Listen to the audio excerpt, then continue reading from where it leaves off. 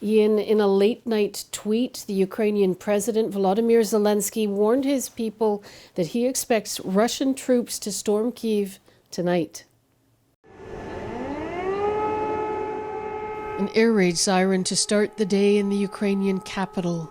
But aside from it and the sound of the occasional artillery shell, the streets of Kyiv were wrapped in silence, the surest sign yet that Russian forces are closing in on the city.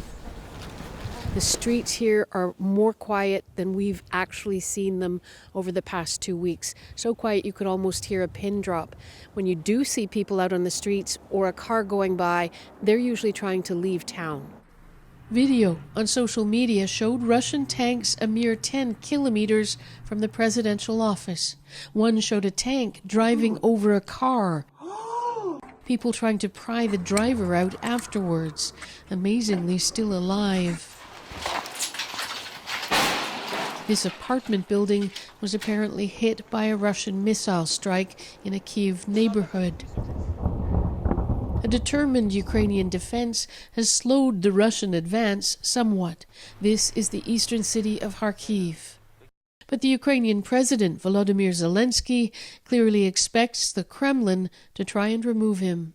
He posted a video flanked by his top officials, the message clear: he's still here. The Prime Minister is here, he says, the spokesman is here, the President is here. That's how it will be. Glory to Ukraine. The government is offering arms to anyone who wants to help the army fight. And Ukraine's soldiers are given a hero's welcome wherever they go. But many people are still trying to leave the city nonetheless. There were chaotic scenes at the train station. Police firing into the air to stop people from swarming the train. More indignity for an independent nation suffering the indignity of invasion. Olga Saviak and her children gave up on the trains. We met her trying to come up with an alternative plan.